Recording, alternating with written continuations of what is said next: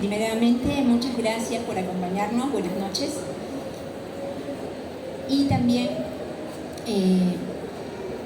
comentarles que, como les estaba diciendo acá a mis compañeros, en esta ocasión presentar esta colección para mí es muy emocionante porque ha sido un trabajo y una idea que salió casi de la nada. El Pandemonium Editorial es una casa editorial que se dedica a todo lo que es el género fantástico, el género de terror, de ciencia ficción, de fantasía, y que muchas veces pasamos un poco de lado en lo que es las tradiciones peruanas de Ricardo Palma, que conocemos todos. Esta idea de hacer estos 4 tomos, ¿no?, salió de una conversación con Rocío Quispe-Agnoli, que es catedrática de la Universidad Estatal de Michigan, peruana, con la cual tenemos mucho gusto, ¿no?, por este tipo de literatura del siglo XIX, principios del XX, y por supuesto por don Ricardo Palma.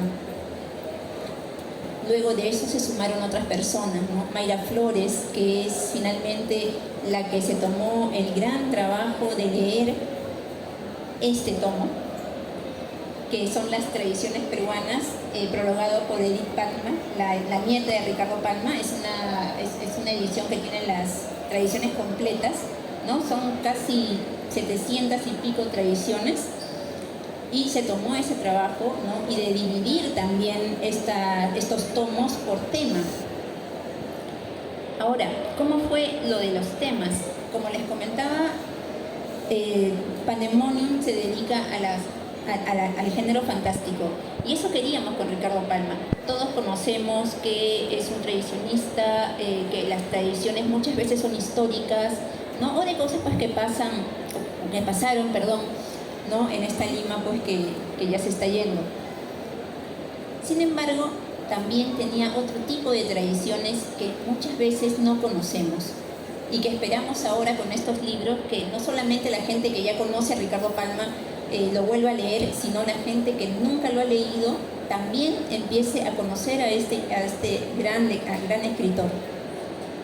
Al ser nosotros una editorial de este tipo, empezamos a buscar esas divisiones, ¿no? Y como les digo, Mayra pues se encargó también de esto, ¿no?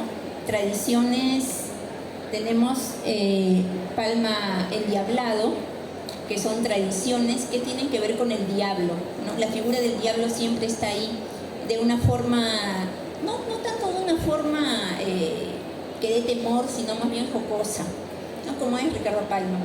Las tradiciones góticas, que son las tradiciones de espectros, las tradiciones de aparecidos, las tradiciones, lo que es Palma perverso, que son las tradiciones de mentes criminales, ¿no?, homicidios y muchos crímenes que se cometieron en la época, y que seguramente se habrán dado cuenta acá mis compañeros que muchos de ellos, o la mayoría, han sido cometidos por mujeres, ¿no? Y allí se ven en las tradiciones, ¿no? Y Palma Embrujado, que es un compendio de lo que son las tradiciones que tienen que ver no solamente con brujas, sino con misterios, con milagros.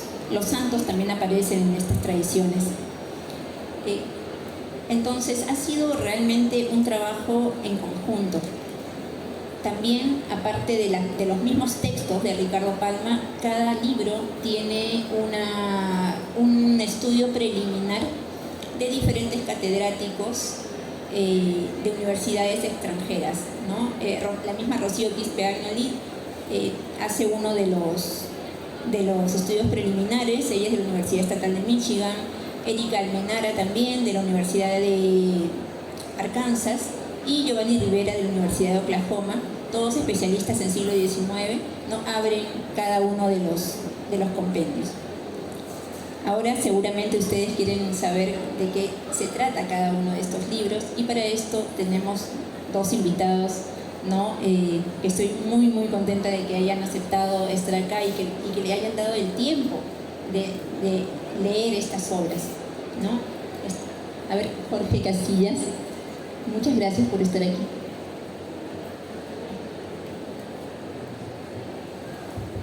Hola, ¿qué tal?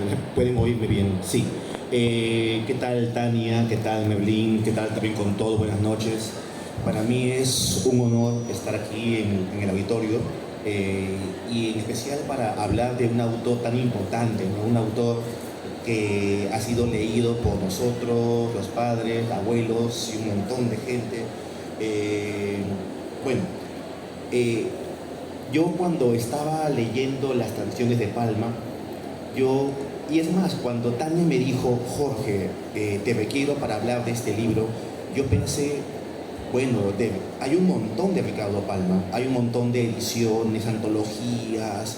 Yo decía, qué raro que Pandemonium publique otra vez a Ricardo Palma, ¿no? Pero luego me comentó Tania, no, Jorge, son 4 libros, y son libros sobre fantasmas, sobre demonios, sobre crímenes, sobre lo gótico, y yo acepté en una. Dije, sí, quiero hablar de esto, quiero leerme lo que me has mandado, y realmente son 4 tomos geniales. ¿Por qué? En primer lugar, porque hay una perspectiva diferente. Ya no es un estudio solo histórico o de lenguaje o humorístico, sino que es un estudio más, una perspectiva más a nivel de lo no mimético, a nivel de lo fantástico, a nivel de lo que no se ha abordado tanto por la crítica tradicional. Así que, primer punto, otra perspectiva sobre Ricardo Palma. Es como leer a Ricardo Palma con otros ojos. Y por ahí, excelente. El punto 2 es que cada tomo cuenta con un tipo de estudio previo, un estudio preliminar. Y cada estudio explica, aborda, critica cada tradición y explica por qué. O sea, no es que sea algo antojadizo. No es que Tania o de repente Mayra Flores dijeran, hay que hablar de esto. No, hay un motivo, ¿no? Hay un tipo de explicación del porqué de cada categoría. En tercer lugar, es una colección valiosa. ¿Por qué? Porque nos hace conocer tradiciones que no eran tan conocidas, ¿no? Cuando uno piensa en Ricardo Palma, ¿en qué piensa? Piensa en el Alacrán de Fray Gómez, piensa en Alvin Coqueta Calzón, piensa en Don Dimas, pero hay una gran cantidad de historias. Por ejemplo, esta, La gatita de Mari Ramos. Yo cuando leí ese título, La gatita de Mari Ramos, yo pensé, ¿qué es esto? O sea, tiene un título recontractual, ¿no? Y era un tipo de tradición sobre crímenes. Entonces quiero comenzar con eso, con los crímenes, con Palma perverso, tradiciones de mentes criminales. La verdad, yo no recordaba, yo soy docente de colegio de literatura, y no recordaba qué tradiciones trataban de crímenes. Así que lo leí con gran entusiasmo. Y como contaba Tania, ¿no? Me sorprendí porque había una gran cantidad de tradiciones sobre crímenes y sobre mujeres que mataban a sus parejas o sus novios, o a esos hombres malvados que se han acercado a la dama solo para enamorarlas y luego irse, ¿no? Entonces, realmente me sorprendió encontrar a un Palma que no conocía, a un Palma que describe crímenes. Y de allí pensé algo más. ¿Por qué escribir de crímenes? ¿No? Y en el prólogo de Mayra Flores Mejía se explica que Ricardo Palma también pensaba en el lector. O sea, ¿qué le gusta a un lector? ¿Qué quiere un lector, no? Y bueno, hay que admitir que los crímenes llaman la atención. O sea, leer sobre lo que le pasó a tal persona o tal persona. Y también el hecho de mucho profundizar en por qué se dio el crimen, en quién es el criminal, por qué lo hizo, ¿no? Entonces, me parece un acierto total dedicar un tomo a tradiciones sobre crímenes. Incluso hay varias tradiciones en las que se habla de una violencia también de hombres hacia mujeres. Entonces, hay de todo, ¿no? Hay de todo. Hemos quedado con Mebli en cada uno hablar de un libro, pero Mebli, ¿quieres algo acotar? Ok, bueno, muchas gracias por estar acá presentes. Es un día antes del feriado. Yo sé que mucha gente tiene muchos planes y un gran plan es estar acá. Y qué curioso para después de tanto tiempo seguir hablando de Palma, ¿no? Palma es de los autores atemporales que de acá a su bicentenario, tricentenario, equicentenario se va a seguir hablando. Palma está en el universo de estos autores que todos los peruanos dicen que hay que leer, pero creo que muy pocos han leído, ¿no? Cuando uno hace esta pregunta en la calle, ¿no? ¿Qué libros has leído? Estos rankings que hacen los noticieros domingueros, ¿no? Y te dice, bueno, La ciudad y los perros, ¿no? La ciudad y los perros, La serpiente de oro y tradiciones peruanas. Pero creo que, bueno, en el caso de aquí, gente interesada en Palma, sabe que Palma no es una lectura de principio a fin, en orden. Palma tiene una geografía, ¿no? Y como buena geografía tiene espacios en los que hay que delimitar.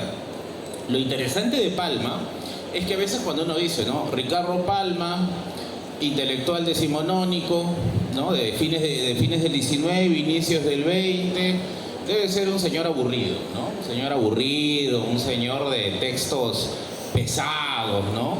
De lectura de abuelos, como dicen por ahí. Pero aquí es donde viene a rescatar la historia, y aquí me gustaría dejar mi sellito con el profesor también presente, que abarca más el tema de literatura acá con el temite de la historia. Es que la fascinación por lo fantástico es muy común en personajes históricos. Por ejemplo, Hipólito Unanue era un estudioso de los gigantes. Y hay un estudio que sacó... Hay un estudio que sacó, por ejemplo, el historiador Sandro Patruco de la Universidad Católica, que se llama Hipólito Unanue, estudioso de los gigantes. Y claro, en la época de Unanue, en el Mercurio peruano, él tenía un interés por saber si es que los antiguos peruanos habían desarrollado la estatura superior a la de los europeos, ¿no? Y ahí está. El mismo Mercurio peruano tiene una sección así como de comentarios para que tú dejes tus casos. Y la gente se quejaba, pues, de lo que pasa, como ahora, ¿no? De lo que pasaba en su localidad, de lo que pasaba en su región. Pero había gente que enviaba casos, por ejemplo, oye, acá hay un gigante, señor Unanue, por favor, venga usted a verlo, ¿no? Hay por ejemplo, un caso que mandan a Mercurio peruano de luces en el cielo, luces extrañas en el cielo, y quizás el más famoso, un monstruo en Paracas, creo que era, si me falla la memoria, decía que habían visto una especie de bruja en el mar, ¿no? Ese está en el Mercurio peruano. Después, yendo más allá, podemos encontrar en don José de San Martín, ¿no? Un gran fan de la quiromancia. Se sabe, por ejemplo, que en la fundación de la Biblioteca Nacional él deja un ejemplar suyo sobre estudios de la quiromancia. Raro, ¿no? Encontrar en esto, ¿no? Y si nos vamos más adelante, vamos a seguir encontrando ejemplos similares, ¿no? A Víctor Raúl Aya de la Torre, por ejemplo, que creía en el tema de los mediums, tenía un medium, Manuel Cenzano, que justamente era un brujo huancabelicano. Luis Miguel Sánchez Cerro, el expresidente que le da el golpe de Estado a Leguía, que era un firme creyente en la búsqueda de tesoros con vaqueros, ¿no? Que tenían todo un espectro fantástico. Entonces, con esto lo que quiero dejar en claro es que no son, vamos a llamarlo así, señorones aburridos, ¿no? Tienen una arquitectura muy similar a la de nosotros, ¿no? Acá uno puede estar 3 stands más allá viendo filosofía en Editorial Gredos y 2 stands más acá viendo ocultismo, ¿no? Y esas son las aristas quizás del ser humano, y creo que Palma justamente marca esa tendencia, ¿no? No encontramos un Palma en las tradiciones peruanas. Es como las 1001 noches, ¿no? Que uno encuentra que hay diversas connotaciones en las historias que hay, que cuenta Sherezade, ¿no? Algunas historias de aventuras, otras de pasión, otras de amor. Con Palma pasa una cosa similar. Ahora, este Palma muy particular que a mí me llama más la atención, que es el Palma diabólico, ¿no? Es el Palma del diablo, ¿no? Como se dice ahora, el diablo, el Palma del diablo, refleja una cosa bien interesante que vamos a ir conversando con Jorge a lo largo de esta presentación, que los encuentros que hay, por ejemplo, que se relatan en las tradiciones peruanas con espectros, con entidades diabólicas, con, por ejemplo, tesoros, ¿no? Que también hay unas historias muy buenas de tesoros ahí, uno vinculado a mi región, a Tacna, muy, muy interesante ahí para los interesados en la búsqueda de tesoros, muy, muy buena historia. Vamos a ir desglosando. Es que ese Palma, a mi juicio, refleja un síntoma que se ve hasta el día de hoy, que es el síntoma sincrético de las costumbres prehispánicas mezcladas con las costumbres españolas, ¿no? Como ustedes sabrán, esta manifestación del diablo que hay ahora, que algunos le dicen Supay Muki, Supay Pahuahua, ¿no? no es el diablo propiamente dicho de la tradición judeocristiana.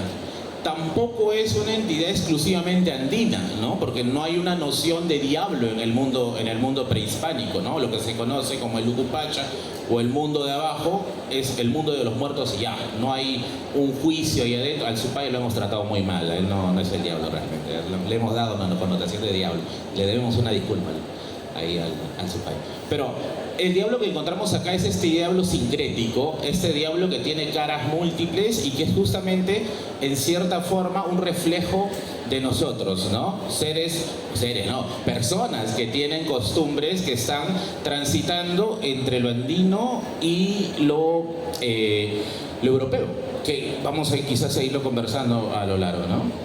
Sí, justo cuando comentábamos, ¿no?, que ibas a hablar de este tomo sobre Palma Endiablado, yo pensé en esto, en qué tipo de demonio se ve en los relatos, ¿no?, en las tradiciones. Y no es tanto un demonio europeo al 100%. Sí. ¿Por qué? Porque, por ejemplo, cuando uno revisa la obra Fausto, en Fausto se vende el alma al diablo, ¿verdad? Y el diablo es serio, el diablo con él no puede jugar, pero en cambio en Ricardo Palma no ocurre eso. El diablo puede ser estafado, puede ser burlado, ¿no? Y creo que es una perspectiva diferente del diablo, ¿no, Merlín? Lo que pasa es que nosotros tenemos una cultura muy picaresca, ¿no? Muy burlona, lo que ustedes conocen como la cultura del criollón, ¿no? Del criollo, el que le gusta saltarse las reglas, ser el pendavis, ¿no?, del lugar, el vivazo, ¿no? Esto se ve plasmado, por ejemplo, como menciona Jorge, en el tema de las danzas, ¿no? Por ejemplo, hay un estudio muy chévere que hizo ¿puedo mencionarlo? Un estudio, por ejemplo, capaz me dice, no, Merlin, ya no, ya. Por ejemplo, un estudio que hizo el BCP sobre danzas del Perú, quizás habrán visto, es un tomo grande, en tapa dura, bien bonito. Ahí hay un artículo sobre el famoso ño carnavalón. No sé si han visto el ño carnavalón. Si habrán estado en una de estas fiestas patronales, claro, la fiesta tiene un entorno ritual y hay una persona picaresca que está jalando a la gente, que va, jala a la gente, que lo empujan y se tira al piso y exagera, ¿no? Entonces, esta figura de ño carnavalón, por ejemplo, muestra más o menos nuestro enfrentamiento hacia lo que es lo maligno, ¿no? Es burlado. Incluso en la misma tradición popular, cuando habrán escuchado, ¿no?, esto de, si te cruzas en tal lugar con algo maligno, insúltalo, ¿no? Insúltalo, agrédelo, ¿no? Cosas que son discutibles, ¿ya? Pero es parte de esa esencia de querer llevarlo hacia un entorno en el cual podamos controlarlo, ¿no? Entonces, en el diablo, por ejemplo, de la cultura judeocristiana, claro, el diablo es rechazado, pero es rechazado con un respeto de por medio, ¿no? Es como una suerte de respeto mezclado con el miedo, con el terror. En cambio, en la cultura andina hay un giro de tuerca. Lo rechazamos, pero al mismo tiempo nos burlamos, le podemos ver la cara, lo podemos engañar, y esto le da una dimensión interesante a cómo nosotros enfrentamos el mal, ¿no? Por ahí en algún momento recuerdo haber leído que es quizá a la ausencia a los límites del lenguaje evangelizador. Ustedes saben que cuando se hace la evangelización en el siglo XVI, se intenta evangelizar usando el quechua y el aymara. Y usando el quechua y el aymara hay ciertos elementos del lenguaje evangelizador que no se pueden traducir. Por ejemplo, mencionaban los extirpadores, ¿cómo haces tú para hacer entender Padre, Hijo, Espíritu Santo en quechua? Incluso para nosotros es complicado, ¿no? Porque es como que los tres son lo mismo, pero al mismo tiempo son diferentes, ¿no? Padre, Hijo y Espíritu Santo son iguales, pero al mismo tiempo son distintos, ¿no? Entonces, había ciertos elementos que no se podían traducir y que el evangelizado interpretaba a su manera, ¿no? Y esta interpretación quizás es lo que ha ido dejándonos hasta el día de hoy. Y obviamente Palma, como una persona más cercana por los siglos a este periodo, ha recogido en sus tradiciones esta esencia, ¿no? Por otro lado, también hay que tener una suerte de cuidado. Palma también, muchas de las historias que él recoge son historias del folclore, son historias del boca a boca, cosa que a veces entra en conflicto. No está en esta colección, pero usualmente cuando se habla del Palma político, el Palma relatando acontecimientos de presidentes, suele haber ahí un poquito de disonancia. Estos relatos, al menos que están aquí presentes, que son más de corte interpretativo, de corte más folclórico, ¿no?, tienen una elasticidad más permitible, ¿no? También acotar algo. En este tomo de Palma Endiablado, no solamente aparece el diablo, sino también seres cercanos. De repente cuando lo compren van a encontrar el duende, de repente algo de, bueno, de la bruja. Y también comentar algo más, que se menciona Lima, pero también otras partes del Perú. Por ejemplo, Puno. Y hay varias historias sobre Puno.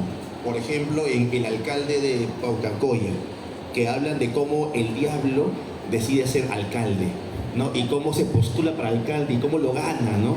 Y cómo siendo alcalde es un buen alcalde y hace un montón de obras. Se ve como el diablo bueno, ¿no? Sí. El diablo bueno. Y tienen que leer el tomo de Palma Endiablado. Y comentar algo más. Bueno, yo voy a comentar de otros tomos, pero sígueme. Bueno, para quizás pasar a otros tomos, una de las cosas que a mí me fascina de Palma es los tesoros, ¿no? El Palma buscador no, pero interesado en el tema de los tesoros, ¿no? Bueno, ya acá quizás de conocimiento popular lo que son los tapados, ¿no? Los tapados, estos lugares donde se han enterrado tesoros. A lo largo de la historia ha habido varios momentos para ocultar el dinero, ¿ya? Incluida ahora, ¿no? Incluida ahora. Por ejemplo, en la época de la conquista, ¿no? Los que habían llevado el oro para el rescate de Atahualpa, cuando Atahualpa es ejecutado, estos transportistas del tesoro lo van escondiendo en los lugares donde les ha sorprendido la noticia de la muerte del Inca. En las épocas de las guerras entre encomenderos también era una situación de alta inestabilidad, entonces antes de que se parta toda la situación se enterraba el oro. En la era de la independencia también, una era de gran incertidumbre, se enterraba el oro. Y quizás más cercano sería la era de la guerra con Chile, ¿no? También la gente enterraba sus riquezas ante el temor de un saqueo de Chile. Entonces, a lo largo del Perú ha sobrevivido esta tradición de que hay oro enterrado, o bien en los cerros, o bien en las casas antiguas, ¿no? Que hay varias historias de gente que se ha cambiado su vida encontrando ahí un tesoro debajo de las losas, ¿no? Bueno, el Palma de aquí narra tesoros. Por ejemplo, el caso de Puno, el caso de una laguna encantada, ¿no? Que yo le tengo particularmente cariño porque esa laguna encantada está cerca al pueblo donde nació mi papá, ¿no?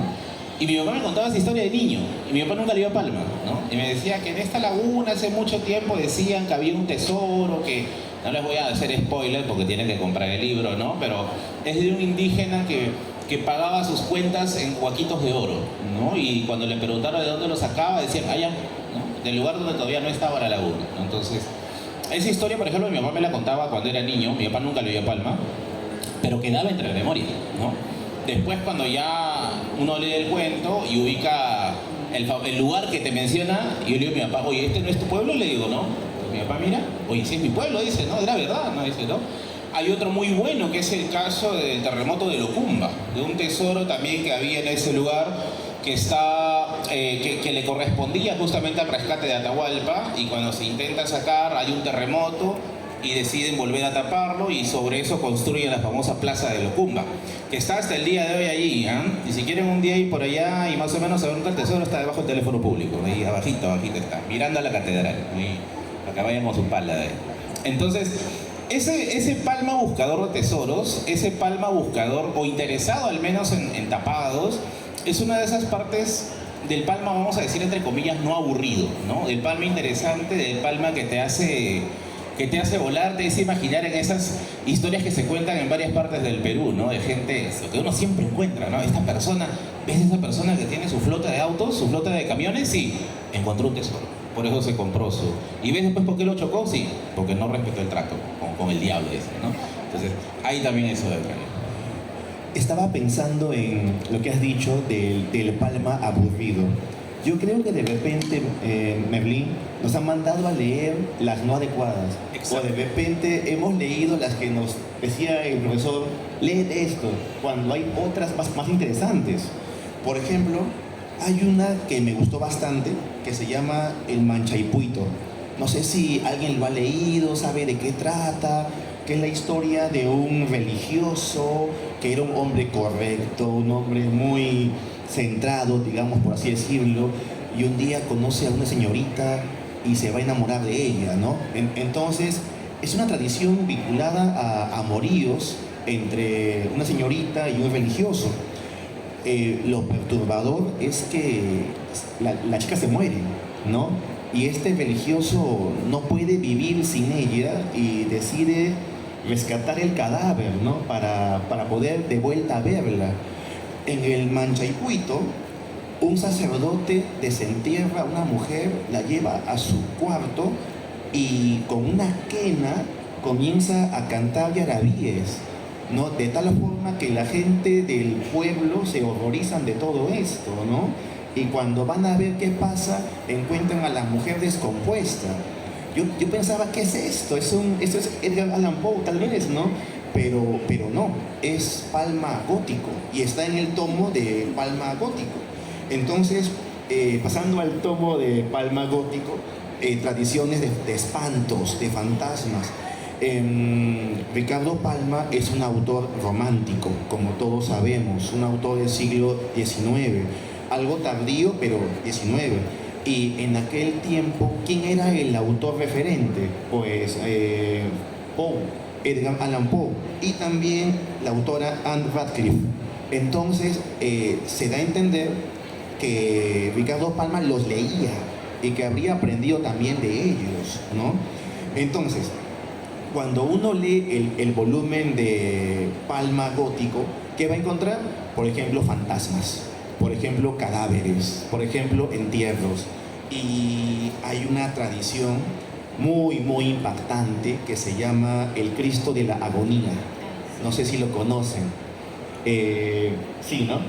Claro, yo fui hace unos años paseando en día del museo, me fui a la Alameda de los Descalzos y al fondo de la Alameda hay un museo, ¿sí? Y no sé cómo entro al museo y encuentro una pintura de un Cristo, pero súper impactante. Y me dijo el guía turístico que Ricardo Palma escribió una tradición de la pintura. Y está en este libro, en el tomo de Ricardo Palma Gótico. Tienen que leerla porque trata de qué es capaz el artista con tal de plasmar el dolor del hombre en la pintura, ¿no? Es capaz de ¿qué? De torturar, es capaz de amenazar, es capaz de matar, pues se ve, ¿no? en esta tradición llamada el Cristo de la Agonía. Merlín. Bueno, es también interesante notar de que el mundo en el cual se desarrolla las historias de Palma es una Lima muy pequeña, ¿no? Es una Lima de fines del 19, una Lima que recién ha roto sus murallas y que los chilenos rompieron Lima también después, ¿no?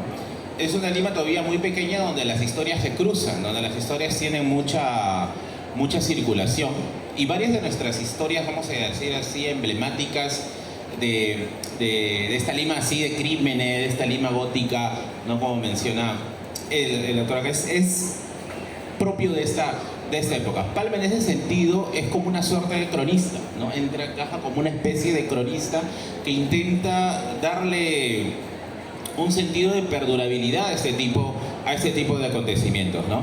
A mí me llama mucho esta tradición, y creo que eso también está en esta parte de lo gótico, que es el caso de estos que llevan una vela, la Santa Compañía, que es de España, ¿no? Que acá le pone la procesión de las ánimas, que es una historia que se encuentra en el centro mismo de Lima, ¿no? En una de estas iglesias, creo que es de los agustinos, ¿no? De los agustinos ahí, que sale una procesión de almas cargando cada uno de ellos en la mano un cirio, ¿no? Una especie de vela, y cuando alguien por ahí tiene la desventura de tomar esto y se lo lleva a su casa, se da cuenta que es un hueso, ¿no? Sí, es una tibia. Esta historia, por ejemplo, es interesante porque a lo largo del Perú se repite en varias regiones. Esto no sé si es algo que se habrá estudiado, o sea, sé que se ha estudiado, por ejemplo, en las historias de lagunas.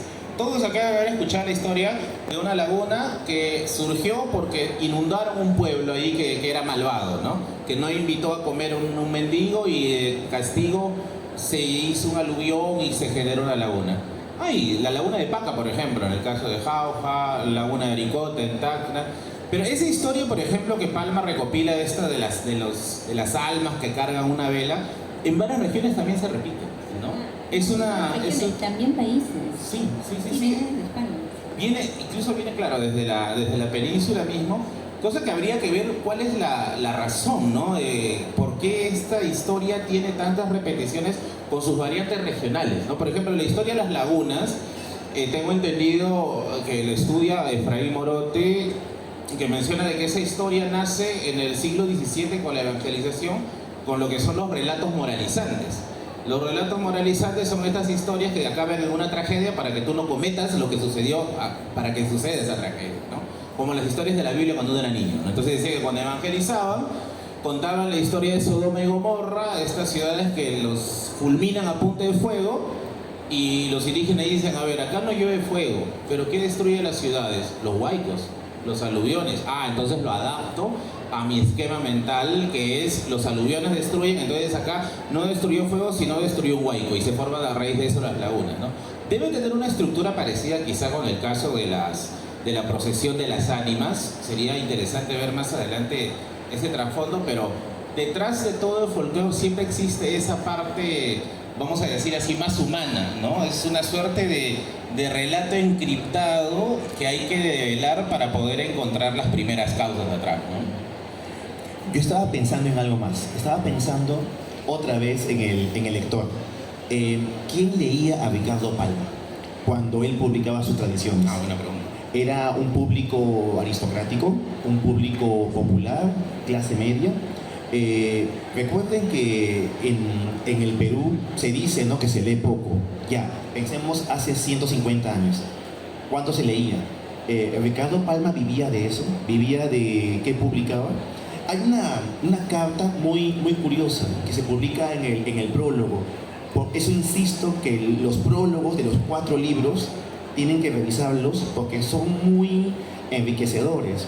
Por ejemplo, hay una carta en la que se dice esto.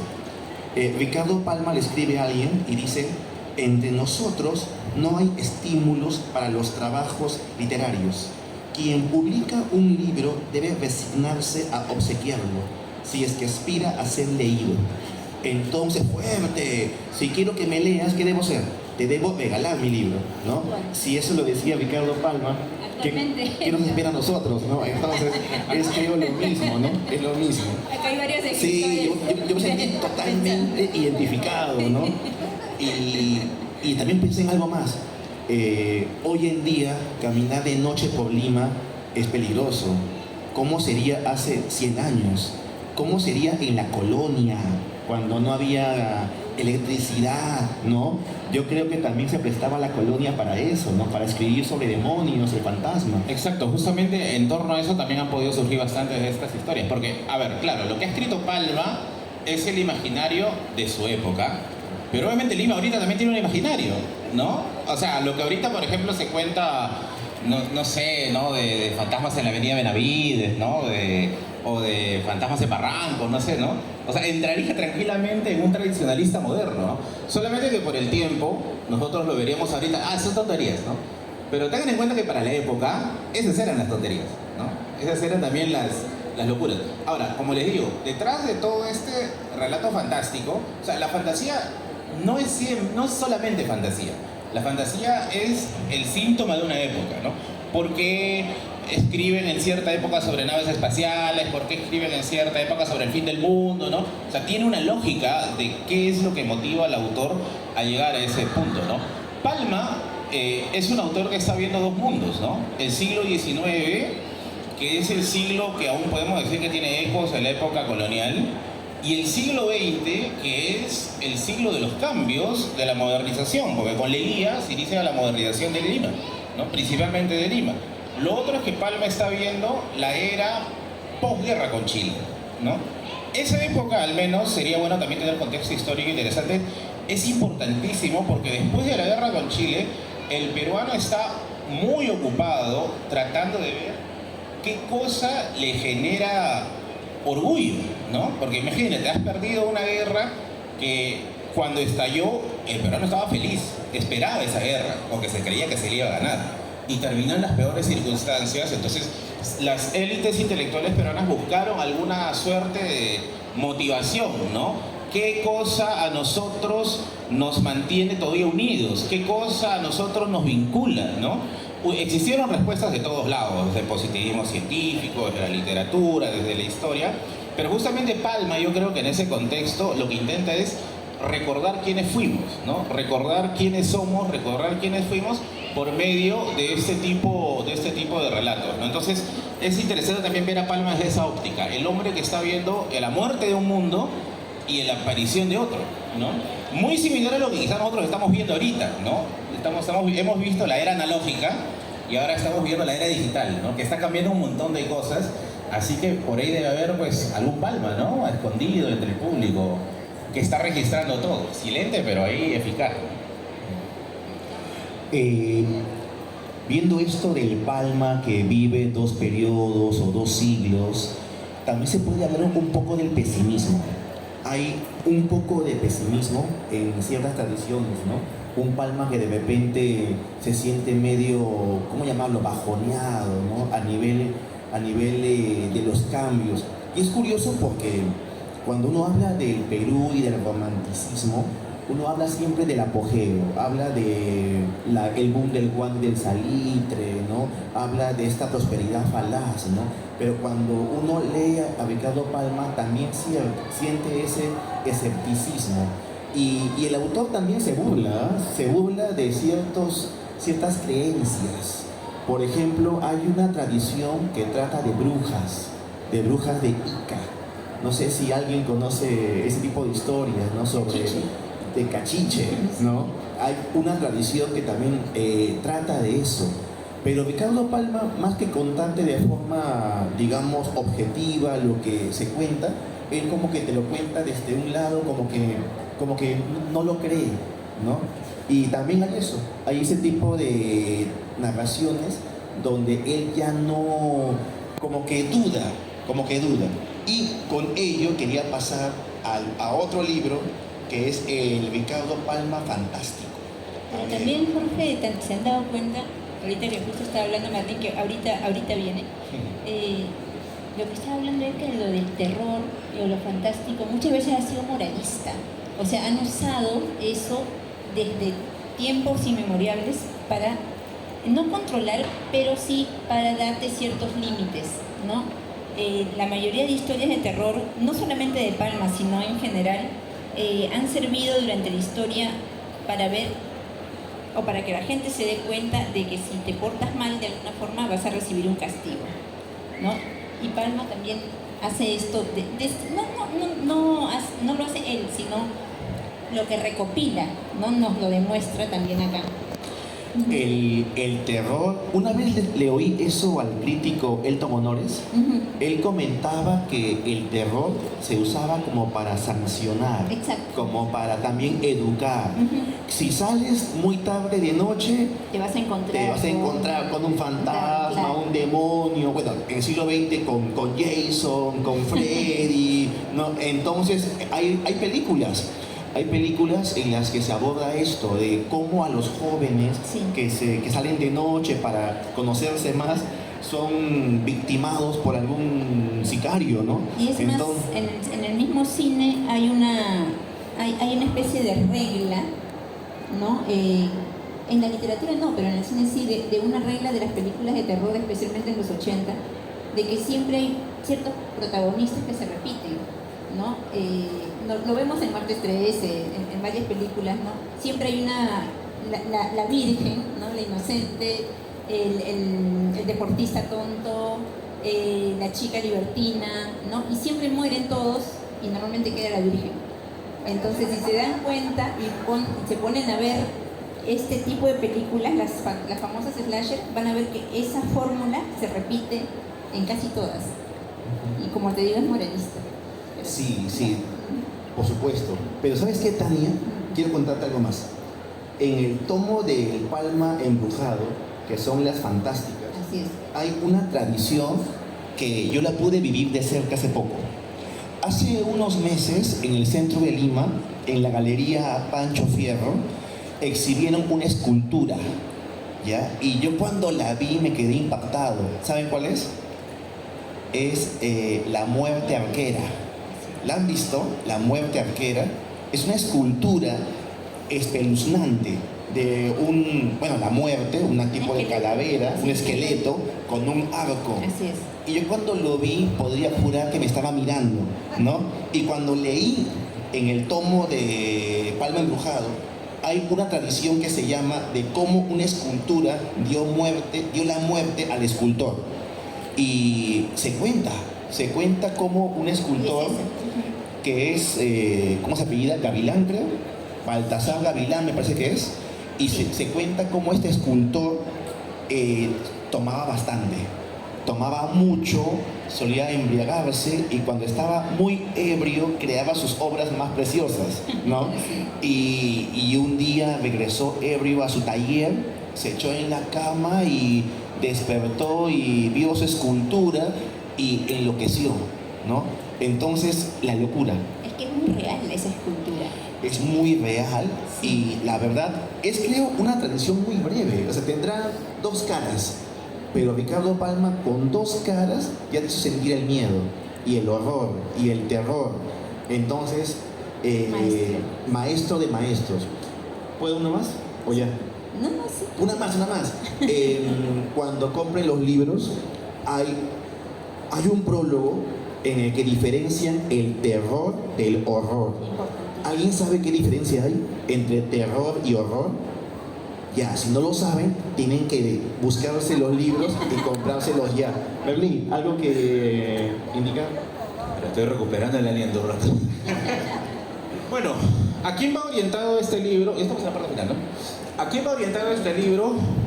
Yo creo que quiere leer Palma sin perderse. Porque Palma, claro, cuando compras estas ediciones que vienen completas, ¿no? Por ejemplo, acá, por ejemplo, que es de Aguilar, uno entra y quizás las primeras páginas no le llama la atención, porque es como decía el profesor, ¿no? Es ese Palma que todavía no te corresponde quizá, ¿no? No estás quizá en la etapa lectora como para asimilar esos temas, pero los temas al menos fantásticos llaman la atención al toque, sobre todo en jóvenes, ¿ah? Entonces yo diría, ¿para quién es este Palma? ¿Está orientado para todo lector? Yo pienso que principalmente para los que quieren internarse en el universo Palma sin desanimarse del camino. Dos, para el que está buscando un Palma más underground, ¿no? Más indie, ¿no? Porque claro, cuando vemos estas recopilaciones, esta Palma antología, o sea, son los mismos. Tú revisas las antologías de Palma, siempre se repiten, ¿no? Dimas de la tijereta, ¿no? En cambio, en esta selección tú vas a encontrar un Palma mucho menos conocido. Un Palma más aventurero, un Palma más para jóvenes, se podría decir hasta cierto punto. Siguiente, yo creo que ha sido un gran acierto dividirlo en 4 tomos y no un tomo grueso que tenga los 4, porque hace su lectura mucho más sencilla, ¿no? Mucho más portable, mucho más llevadera. Y finalmente también entender que, claro, las ediciones que hay de Palma a veces suelen ser pesadas, suelen ser un poco densas, y concuerdo con lo que dice acá mi compañero de mesa, que los estudios preliminares son fundamentales, porque el estudio preliminar te orienta, sobre todo con textos que son nuevos y en cierta forma pesados, te orientan bastante, te hacen pisar tierra, te dan contexto y no te dejan solo ante la batalla, ¿no? Porque hay gente que a veces entra a los clásicos, porque este ya es un clásico de la literatura peruana, y ustedes saben que los clásicos son pesados, son complejos, son densos, y que si no estás como que con la debida motivación, ahí está en la fila de libros de la vergüenza, que compraste y nunca leíste, ¿no? Están ahí o esperando a heredarse, o esperando a un trueque, o esperando a que la poli haga su trabajo, ¿no? Yo creo que este no es el caso. Este es un libro que se lee muy sencillamente, muy fácil, un interlineado generoso también para que no te canse la vista. Una arquitectura de libro bonita, es estos libros que se abren en cualquier página y abren bien. Ya les habrá pasado que compran libros que abren y se partió, ¿no? O se queda marcado en un solo lado. No, que todos estos puntos técnicos son importantes porque al final de cuentas te hacen decidir por una edición, ¿no? Es un libro que está bien hecho, así que lo recomiendo encarecidamente y bueno, creo que hay tiempo para preguntas, ¿sí? ¿O estoy no me he ido de boca? Por si acaso esa escultura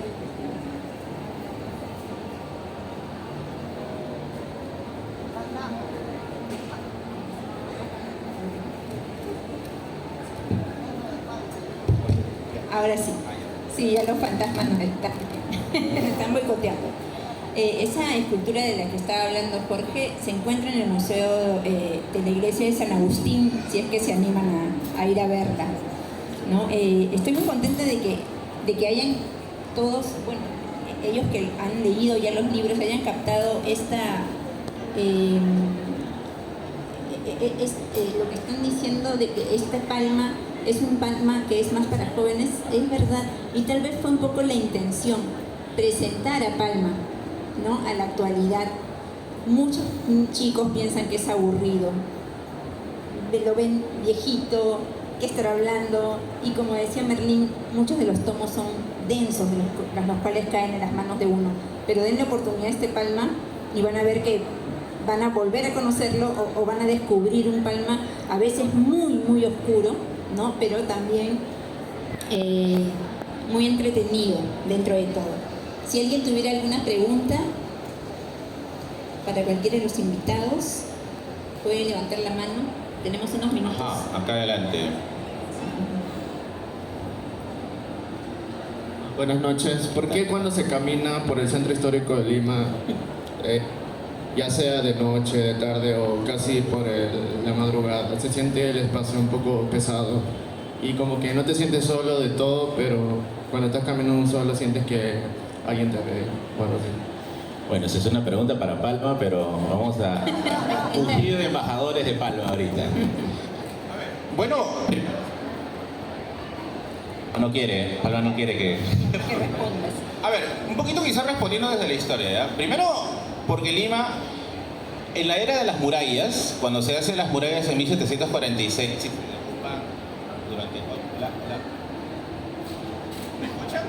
Hola. Hola. No, ya, listo. Por ejemplo, quizá el recuerdo que desde la época de las murallas, porque las murallas de Lima eran lugares en los cuales se cometían muchos crímenes, muchos robos, asesinatos, porque eran lugares sombríos. Acuérdate que las murallas rodeaban lo que es Grau, Alfonso Ugarte, el borde del río Rima y cerraba por Barbones. Entonces es más o menos una figura medio de trapecio, ¿no? Y estos lugares siempre fueron conocidos por ser lugares de alta peligrosidad criminal. Entonces, ahora, en una Lima oscura, donde todavía no hay el alumbrado público, y donde, dicho sea de paso, el bandolerismo reinaba. El bandolerismo es el crimen organizado de la época. O sea, es como ahorita hablar de extorsionadores y tal. Antes se le decía bandolero. Era, sobre todo en los momentos en los cuales había mucha inestabilidad política. Ponte durante la era del militarismo, ponte en la era, por ejemplo, la guerra con Chile o en las guerras civiles Cáceres-Piedra. Estos lugares eran lugares favoritos para que te roben. Entonces, a lo mejor ha quedado quizá esa una suerte de memoria residual, ¿no? De, oye, no estés hasta el centro de noche, tan de noche, no ten cuidado, te van a robar por acá. Aunque ahorita ya se extrapola a todos lados, ya, incluidos los conos donde yo vivo igualito, ¿no? Y dice, mañana, tarde, noche, igual es peligroso. Pero puede ser una suerte de memoria residual histórica. Hay que pensar también que Palma registra eso, ¿no? Esos temores de la gente, esos terrores de la gente, que ya sea estén manifestados de forma explícita, como un crimen, un asesinato, o de forma alegórica, como algo correspondiente sobrenatural o algo correspondiente a lo fantástico.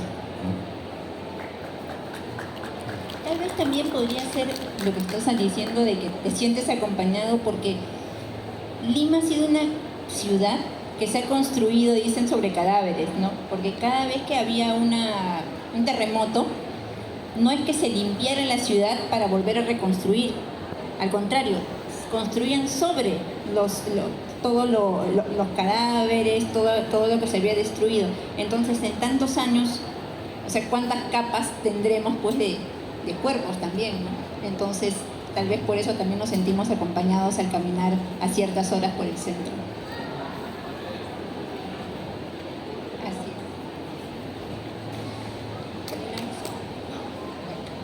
es. Si quieren despedirse, porque ya estamos al final. Bueno, simplemente, ya nos han dicho el tiempo, lo siento, ¿no? Simplemente decirles que si quieren iniciar con Palma y tienen miedo porque hay tantas ediciones con epistolario, sin epistolario, con pinturas de tal, ¿no? No se hagan bola, ¿no? La edición, creo, de inicio es esta, y no estoy diciendo porque necesariamente sea Tania mi amiga, sino porque me parece que es un libro que está bien hecho y cumple las 3 veces, que es lo que todo peruano busca. Así que denle una oportunidad. Yo recomiendo, por mi lado, El Palma Demoníaco. Pero si puedo llevar los 4, mejor.